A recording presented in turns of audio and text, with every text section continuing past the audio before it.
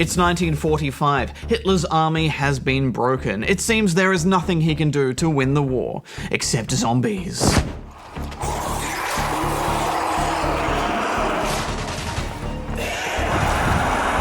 Got him. Oh, good shot. This is not a good sign. Oh, chainsaw guy, chainsaw guy. Oh, we got hexed!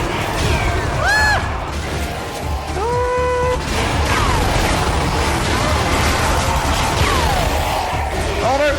We're in trouble now. This way, this way, this way. Oh, look at him do his little pirouettes. We can dance all night. Zombie Army Trilogy is a 4-player cooperative shooter developed by Rebellion. The first 2 games were released as standalone expansions to the Sniper Elite series, with an alternate occult and zombie-themed timeline. Whoa, jetpack zombie. Jetpack sniper zombies. As you do. Why do these zombies have jetpacks? Why don't we have jetpacks? The third unreleased game has been bundled with remasters of the original 2 for PC, PS4 and Xbox One. And it's zombie decimating fun, isn't it, Barjo? Yeah, absolutely. Carving up Zeds in this setting is thrilling. All 3 games follow the Left 4 Dead formula. You make your way through quite large maps. Oh, behind! With a few safe rooms thrown in to restock supplies. Oh, yes. Oh, Safe room. And take a break from the onslaught. Oh, this is more like it, you I guys. could settle down in here. Yeah. But quickly, you're back into the fray, and what a fray it is. Okay, there's some ones too close for me to get now. Oh my! Goes down, but they're on us. Help! Watch your backs. Kicking. Bad, bad, bad, bad, bad, bad. A little trap. Oh no. Oh no. Ah! I'm getting swarmed. I'm bleeding out. Oh, it's all down to you, Hex. And it's all over. Barjo, I blame you for making us get to that death trap. The pacing is fantastic, isn't it? This game loves to throw huge numbers of zombies at you, and it does its best to scare the crap out of you when you first see them coming.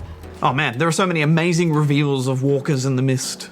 I don't think I've seen a game reveal zombies so dramatically and cinematically like this game does. Yeah, you are often shrouded in darkness, but that never becomes bothersome because it's just so interesting to see the hordes against these backdrops. The particle effects dramatically illuminate the oncoming waves, and you can't help but fret a little. You'll also never have enough ammo on you, so in order to take them all out, you'll be scavenging mid-fight a lot. And I dare say no other game I've played places such an importance on headshots. Yeah, I agree, and that does make sense. It is a zombie game after all. You have to shoot for the head, or kick it off.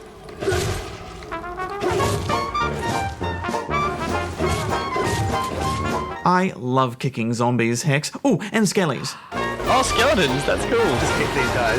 Yes, kicking skellies is officially the best. Skelly! Oh, there's one of these in the mix.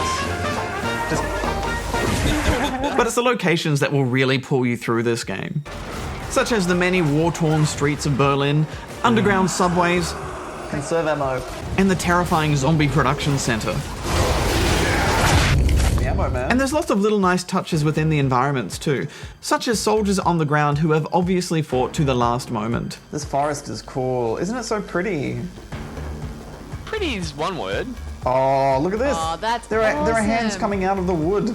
Zombie trees! Guys, I have a really bad feeling about this particular area. I think it looks friendly. I'm going to stay in this cabin over here. Was it the bodies on the pikes that tipped you off? The skewered heads or the waterfalls of blood? This wasn't in the brochure. And the curdling Yeah. screams aren't helping either.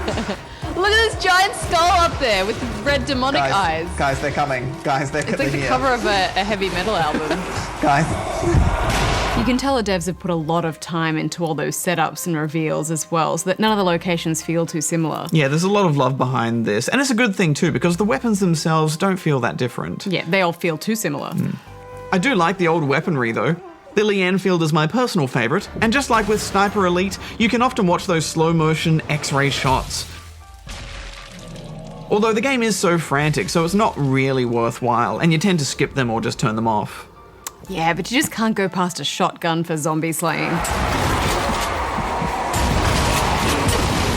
You know what, Hex, normally I would be with you on that, but this time around I actually prefer the assault rifles. There's just something about spraying and carving through these particular slow-moving Nazi zombies that is uniquely satisfying. The impacts of your weaponry is rewarding, and the swarms come at just the right pace. And when there's 4 of you shooting and things are exploding everywhere, it becomes an orchestra of zombie guts.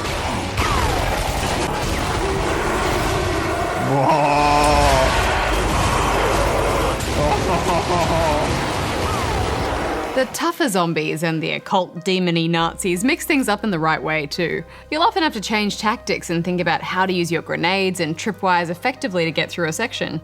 Should I put one by the door? No, I reckon you put them further back so we can slowly move backwards if we need to, you know what I mean? You're such a strategy master. I see what you're doing. You've done this before. A little Hansel and Gretel trail of bombs. There's also a wave mode, which we didn't spend as much time in, mainly because the campaign is just so much fun and there's so much content there to get through. It's great to have that wave mode option though. I mean, it's a popular mode for this kind of game. Yeah, absolutely.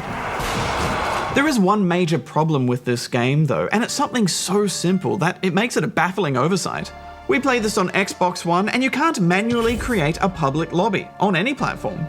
This means if you are playing with randoms, you're just thrown into the mix without choice, and you can't be a host. And with no region locking options, it meant that every single game I jumped into with randoms was almost unplayable because of lag.